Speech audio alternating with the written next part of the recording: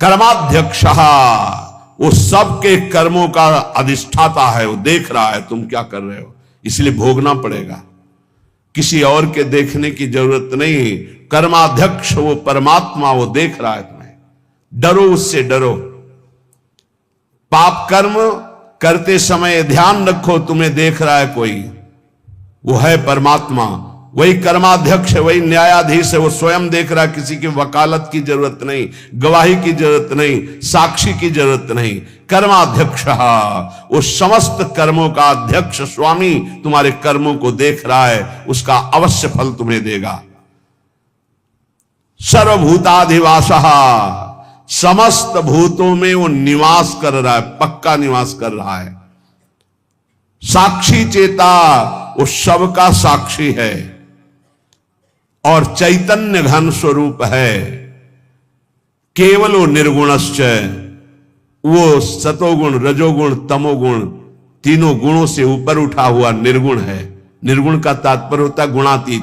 गुणातीत माया के इन तीनों गुणों से ऊपर, सबको चेतना प्रदान उसी से होती है। चैतन्य शक्ति उसी से जागृत होती। एको वसी निष्क्रियाणाम बहुनामेकम बीजम बहुधा यह करोति तमात्मस्थम येनु पश्यन्ति धीरास्तेषां सुखम शाश्वतम नेतरेषाम। जो अकेला एक अनंत ब्रह्मांडों में, अनंत भूतों में, अनंत शक्तियों में अपनी शक्ति का संचार करता है, वो सबका शासक एक ईश्वर है। वो प्रकृति को बीज रूप से अनेक रूपों में परिणित करके विराजमान है। ये सब वही साक्षात विराजमान है, वही प्रकट रूप में दिखाई दे रहा है, वही अप्रकट सबके हृदय में विराजमान, सबसे परे सब में भरे, सबसे परे और सब में भरे। जो सबसे भरे वही सबसे परे, जो सबसे परे वही सब में भरे। यह रहस्य रघुनाथ कर बेगी न जाने कोई, और जो जाने रघुपति कृपा तो सपने मोह न होए। जो ऐसे परमेश्वर का अनुभव कर लेता है वो सदैव परमानंद में मगन रहता है। तेसाम सुखम शाश्वतम नेतरेषाम, जो सबसे परे सब में भरे ऐसा अनुभव कर ले। यो माम पश्यति सर्वत्र सर्वम च मयि पश्यति तस्याहम न प्रणश्यामि सच में न प्रणश्यति। वो कभी मेरे से दूर नहीं होता, मैं कभी उससे दूर नहीं होता। जो ये जान जाता है सब में श्री भगवान है और सब श्री भगवान में है। विराट रूप भगवान में सब वास कर रहे, सूक्ष्म रूप भगवान सबके हृदय में वास कर रहे हैं। नित्यो नित्यानाम चेतनश्चेतनानाम एको बहुनाम यो विदधाति कामान तत्कारणम सांख्य योगाधिगम्यम ज्ञात्वा देवम मुच्यते सर्वपासई। देखो ये वेद है, इसको समझ लोगे तो कभी संशय नहीं होगा। वो परमात्मा एक है, वो सर्वव्यापी है, वो सर्वसाक्षी है, वो कर्माध्यक्ष है, वो समस्त प्राणियों में विराजमान अकेला, सबको जीवनी शक्ति, बौद्धिक शक्ति सबको वही दे रहा है। जो एक नित्य चेतन परमात्मा है वही तुम्हारे कर्मों के फल का विधान करने वाला है। इसलिए बहुत शीघ्र ज्ञान योग से, कर्म योग से, भक्ति योग से उस परमात्मा को प्राप्त कर लो और जीवन मुक्त हो जाओ। सबके कारण रूप परम देव परमात्मा को प्राप्त कर लिया तो समस्त बंधनों से मुक्त हो जाओगे। ज्ञात्वा देवम मुच्यते सर्वपाशई है, सर्व बंधनों से मुक्त हो जाओगे।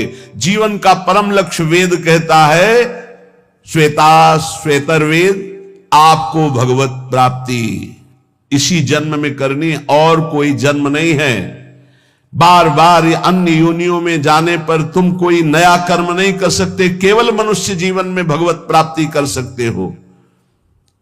वो भगवत प्राप्ति किसी और की उपासना से नहीं होगी। महापुरुषों के चरणों की उपासना से, एकमात्र भगवान की उपासना। रहुगणित तपसा न याति न चेज्या न निरूपणात् गृहाद्वा न छंदसा नैव जलाग्नि सूर्यो बिना महात्पाद रजो अभिषेकम। तो ये कह रहे हैं और कोई उपासना से इनकी प्राप्ति नहीं होने वाली। अगर आप समझते हो कि अन्य कोई, तो इनका प्रवेश ही नहीं है। न तत्र सूर्यो भाति न चंद्र तारकम, न सूर्य का वहां प्रवेश है न चंद्रमा का प्रवेश है कि अपने प्रकाश सहित पहुंच जाए परम धाम में, ब्रह्मधाम में, ब्रह्म स्वरूप में। न तत्र सूर्यो भाति न चंद्र तारकम नेमा विद्यतो भांति कुतोयम अग्नि, न अग्नि न बिजली न चंद्रमा न सूर्य, इन तेज त्रिभुवन को प्रकाशित करने वालों की सामर्थ्य नहीं कि उसमें प्रवेश पा सके। तमेव भांतम अनुभाति सर्वम तस्या भाषा सर्वमिदं विभाति, क्योंकि ये सब उससे प्रकाशित होते हैं, उसी परमात्मा तत्व से। इसलिए जो सबका परम प्रकाशक है उस परमात्मा की प्राप्ति इसी देह में, मनुष्य देह में आप कर सकते हैं। जो इस मनुष्य देह को प्राप्त करके भगवत प्राप्ति नहीं करता है वो अपना भारी पतन कर रहा है। पर भगवत प्राप्ति कौन कर सकता है? जिसको कोई भी त्रिभुवन का भोग ललचाए ना, भ्रष्ट ना कर पाए। ये तैयारी करनी पड़ेगी ये सत्संग से। और पक्का हमने देखा है, पक्का देखा है और देख रहा हूं, जैसे जैसे सत्संग हो रहा है, जैसे जैसे भजन हो रहा है, जैसे जैसे बात समझ में आ रही, तो सबसे बड़ा तूफान जीवन का होता है नवयौवन अवस्था। बहुत ध्यान से प्रसंग सुनना है। जब तक भोगों की आसक्ति आपके अंदर किसी भी भोग की रहेगी तब तक आपको भगवत प्राप्ति का उत्साह नहीं होगा। एक बार ये जो प्रसंग चल, एक बार नचिकेता नाम के ब्रह्म ऋषि के पुत्र थे वो, तो उनका जन्मोत्सव मनाया जा रहा था।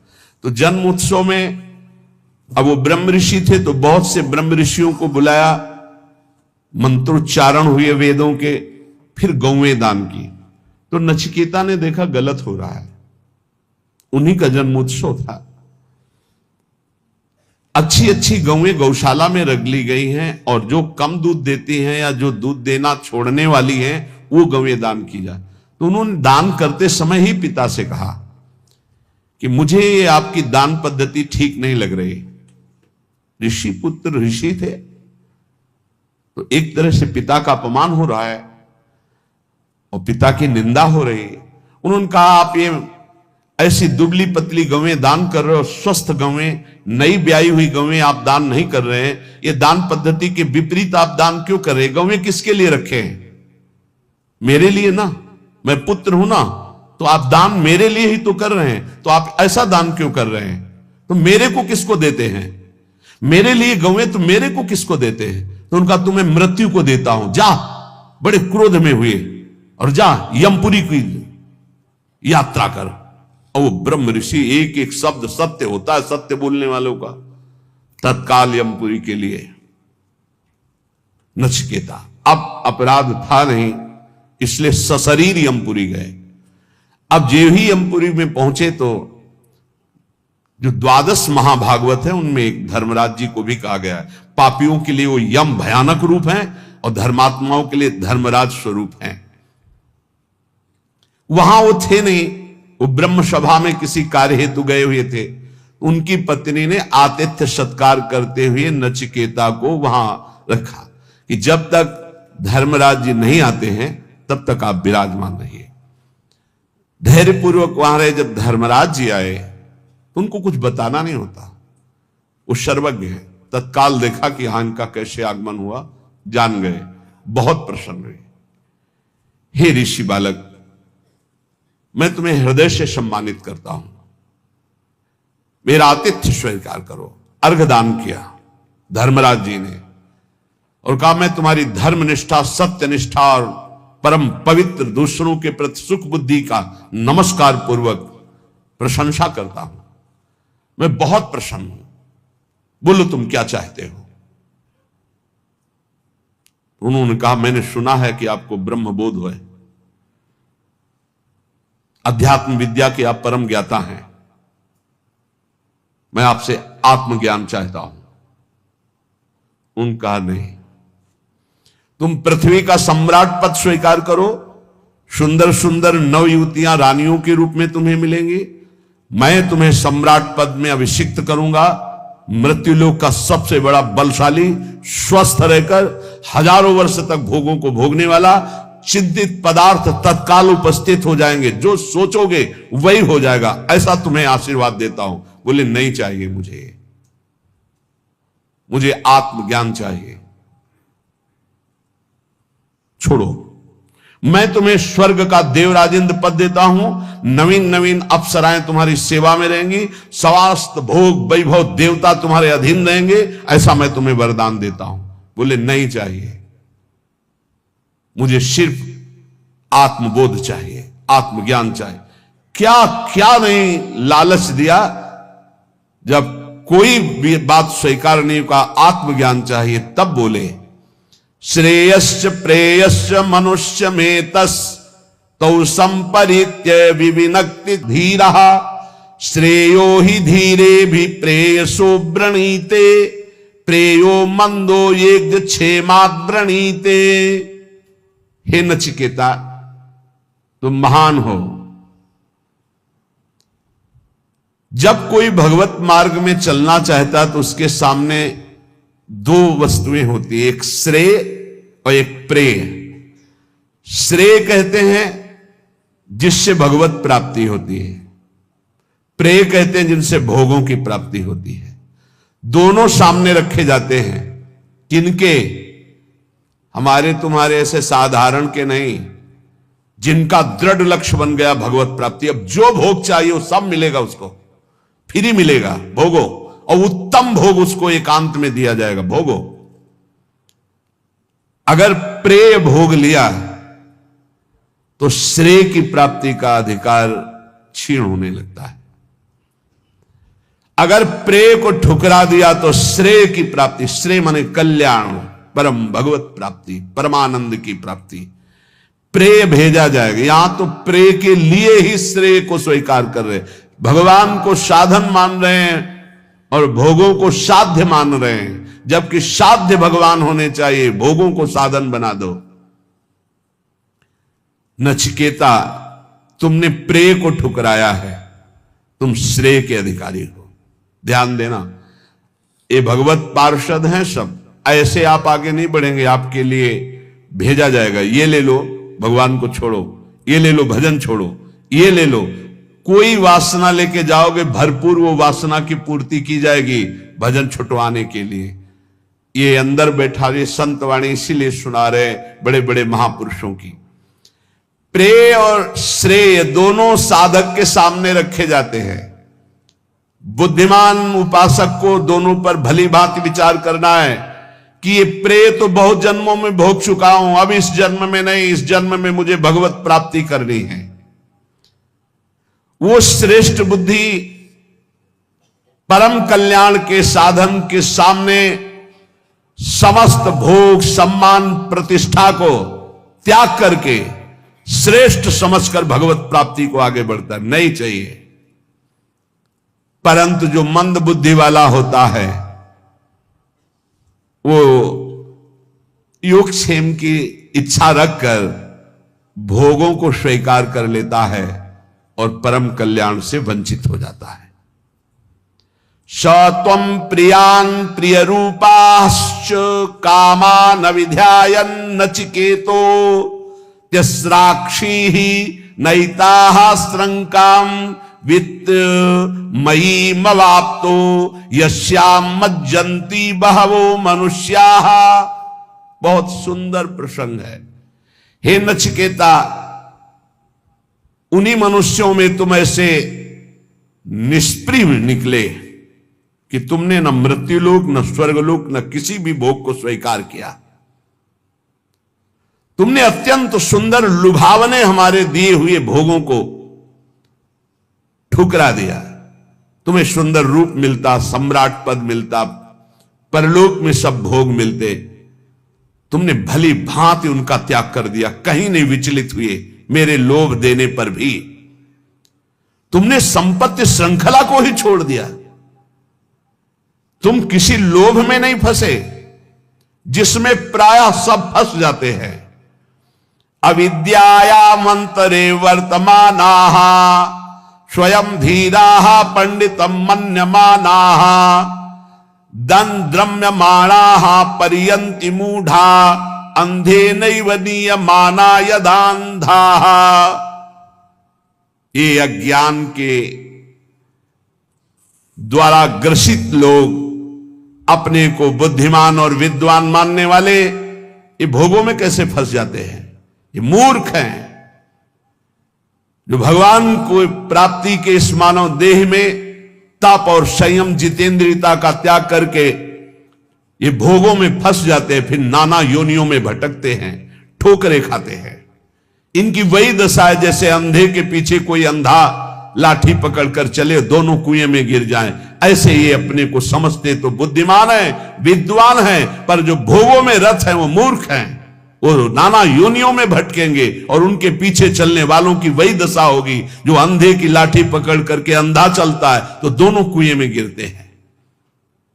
अंधे नैव नियमाना यथान्धाः न जायते म्रियते वा विपश्चिन्नायं कुतश्चिन्न बभूव कश्चित् अजो नित्यः शाश्वतोऽयं पुराणो न हन्यते हन्यमाने शरीरे। कठोपनिषद। नित्य नचिकेता, तू ज्ञान स्वरूप आत्मा है। उपदेश करने का जब सब भोगों से नकार दिया, नहीं चाहिए मुझे आत्मज्ञान चाहिए, तो न जायते मृते वा विपश्चित् नायम कुतश्चिन्न बभूव कश्चित् अजो नित्या शाश्वतोऽयं पुराणो न हन्यते हन्यमाने शरीरे। है नचिकेता, तो नित्य ज्ञान स्वरूप आत्मा है, न तेरा जन्म है न तेरा मरना है, ना तेरा किसी से जन्म हुआ है न किसी से तेरी मृत्यु होगी, ना तू किसी का कार्य है ना तू किसी का कारण है। तू अजन्मा है, नित्य है, एक रस रहने वाला पुरातन आत्मा है जो न कभी क्षय को प्राप्त होता है न वृद्धि को प्राप्त होता है। ये तेरा शरीर, ये शरीर नाशवान है, ये नष्ट हो जाएगा। तू अजन्मा है, एक रस है। नायमात्मा प्रवचने न लभ्यो न मेधया न बहुना श्रुतेन यमे वैस वृणुते तेन लभ्यस तस्यैष आत्मा विरुणते तनुष्वाम। ये परब्रह्म परमात्म तत्व का बोध न प्रवचन से मिलता है, ना बहुत मेधया बुद्धिमानी से मिलता है, ना बहुना श्रुते न बहुत सुनने से मिलता है। ये जिसको वर्ण कर लेता है उसको अनुभव में आता है। वर्ण कौन? आत्मा किसको वर्ण करता है? गुरुदेव रूप से आत्मा जिसे वर्ण, आत्मा हरिवंश प्रगट परमानंद श्री हरिवंश प्रमाणमनम, जिसे गुरुदेव स्वीकार कर लेते हैं और जब गुरुदेव उसका बोध कराते हैं तो बोले यमे वैस वृणुते ते न लभ्यस्तस्यैष आत्मा विरुणते तनुस्वाम। इसीलिए कहा मोक्ष मूलम गुरु कृपा, मंत्र मूलम गुरु वाक्यम। ये बहुत सुनने से, बहुत प्रवचन करने से, बहुत बुद्धिमान होने से आत्म तत्व का बोध नहीं होता। आत्म तत्व का बोध होता है आत्मस्वरूप गुरुदेव जिसे स्वीकार कर लेते हैं। जो गुरुदेव की आज्ञा में चलता है उसे बोध हो जाता है। वो परमात्मा उसको स्वीकार कर लेता है, उसके हृदय में अपने आप को प्रकाशित कर देता है। मोक्ष मूलम गुरु कृपा। ना विरतो दुश्चरितान ना शांतो ना समाहितः ना शांत मानसो वापी प्रज्ञाने नैनमाप्नुयात्। हे नचिकेता, सूक्ष्म बुद्धि के द्वारा भी उस आत्म तत्व को नहीं जाना जा सकता, क्योंकि वो बुद्धि के जानने में आने वाला तत्व नहीं है। गोस्वामी तुलसीदास जी, राम अतर्क बुद्धि मन बानी यह हमार मत सुनहु भवानी।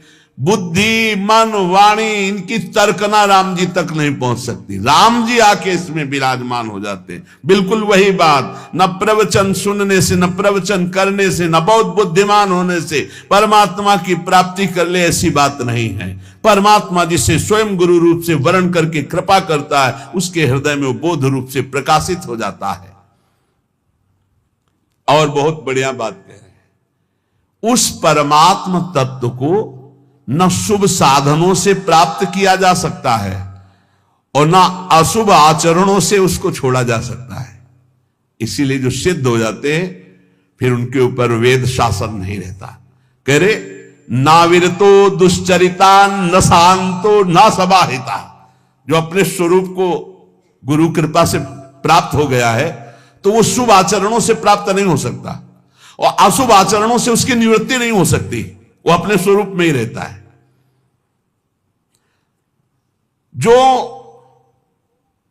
अशांत चित्त है, जिसने अपनी मन और इंद्रियों को समर्पित नहीं किया गुरुदेव के चरणों में, उसे प्राप्त नहीं कर सकता। अशांत चित्त, कभी ये कभी ये कभी मन मानी नहीं, अपने इंद्रिय और मन को गुरु आज्ञा। इसलिए उपनिषद पढ़ के देखो, 12-12 वर्ष तक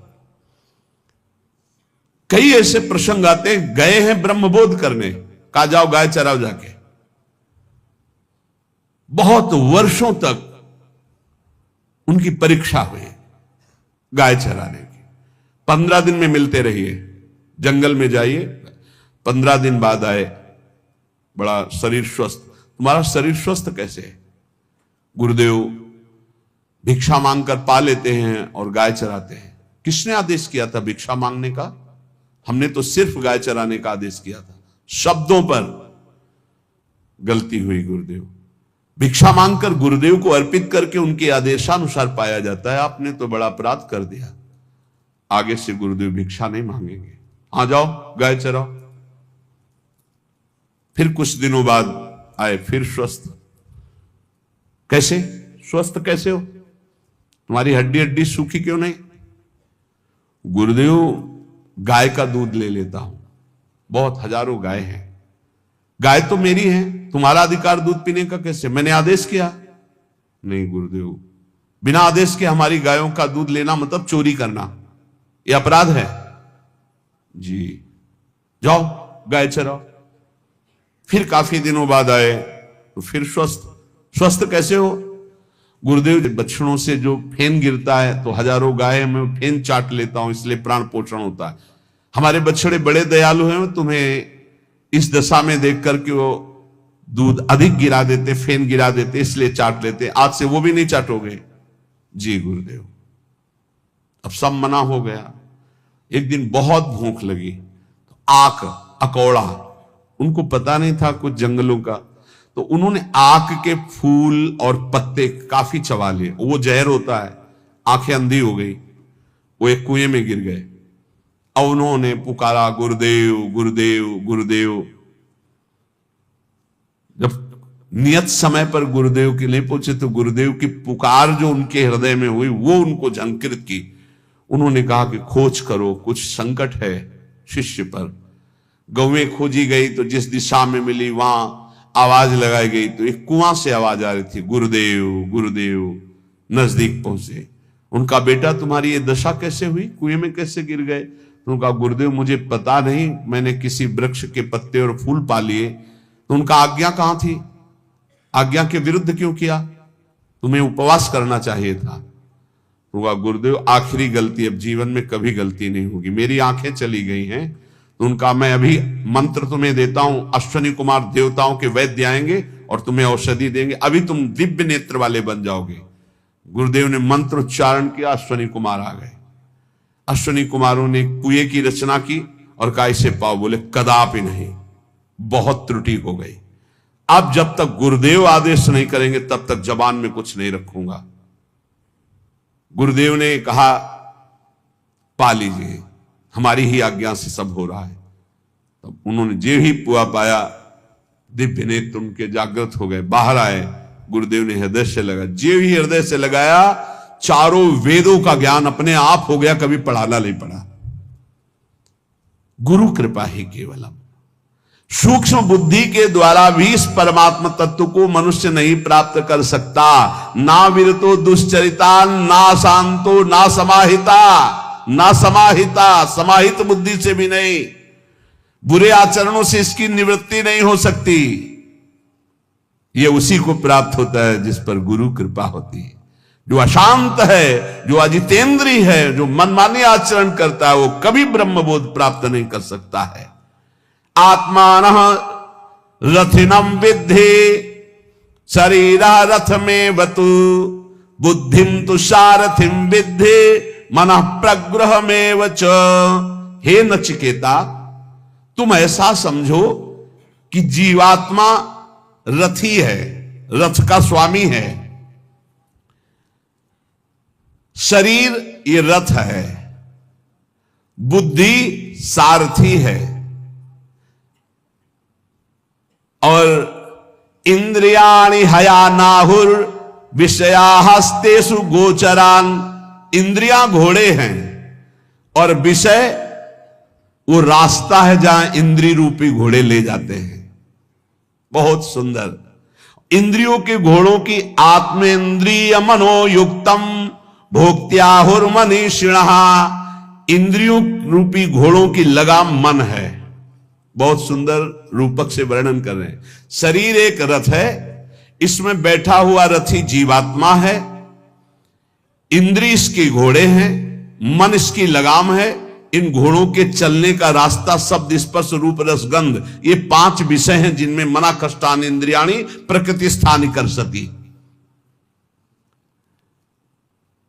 जीवात्मा जो भूला हुआ अपने स्वरूप को है, बुद्धि लगाम ढीली की है, इंद्रिय रूपी घोड़े विषयों में भाग रहे, दुर्गति, पक्का दुर्गति। यस्त्व विज्ञानवान भवत्युयुक्तेन मनसा सदा तस्येन्द्रियाण्यवस्यानि दुष्टास्वा इव सारथे। जो विवेकहीन है, गुरु कृपा का आश्रय नहीं लिए है, उसकी बुद्धि रूपी सारथी बहुत ही नशे में होते हैं। वो ऐसे लगाम ढीली किए रहती है, मन रूपी लगाम, जहां मन जाना चाहे। वो इंद्रिय रूपी घोड़े खूब विषयों में विचरते और मनमाना पाप करते हैं और सर्वनाश कर देते हैं, रथ का भी और रथी की तो दुर्गति ही हो जाती है। वस्तु विज्ञानवान भवति युक्तेन मनसा सदा तस्येन्द्रियाणि वश्यानि सदस्वा इव सारथे। जो गुरु कृपा पात्र है वो विवेकवान होता है। विवेकवान सारथी मतलब प्रवीण सारथी, लात लगा करके लगाम को बिल्कुल कसे। इंद्रिय रूपी घोड़े उधर ही जिधर इशारा, अन्यथा नहीं, वहीं रोक दिया। वस्तु विज्ञानवान भवति, गुरु कृपा से जो तत्व को जानता है, युक्तेन मनसा सदा, युक्ति से मन रूपी लगाम को खींचे हुए है, तो तस्येन्द्रियाणि वश्यानि, इंद्रिय रूपी घोड़े उसके वश में हैं। सदस्वा इव सारथे, अब सारथी के अनुसार वो सही मार्ग में चलते हैं। इसलिए यस्त्व विज्ञानवान भवत्यन्यमनस्कः सदा शुचिः न सत्पदमाप्नोति सह सारम चाधिगच्छति। कोई सदा विवेकहीन बुद्धि वाला, असंयत चित्त, अपवित्र रहने वाला कभी भगवत प्राप्ति नहीं कर सकता। जो मन को छोड़े, इंद्रियों को छोड़े, जो मन आवे सो खाओ पियो, जो मन आवे सो भोग भोगो, ऐसा कभी परम पद का अधिकारी नहीं होता। बार बार ऐसे लोगों को जन्म मृत्यु रूप महान कष्ट भोगना पड़ता है। हे नचिकेता, इसलिए यस्तु विज्ञानवान भवति समनस्कः सदा शुचिः सास्तु तत्पदमाप्नोति यस्मात् भूयो न जायते। जो सदैव गुरुजनों का सेवन करता है, वो सावधान बुद्धि वाला, संयत चित्त इंद्रिय रूपी घोड़ों को अपने वश में किए हुए, पवित्र हृदय, पवित्र शरीर, वो ऐसे परम पद को प्राप्त होता है जहां जाने के बाद फिर आना नहीं होता।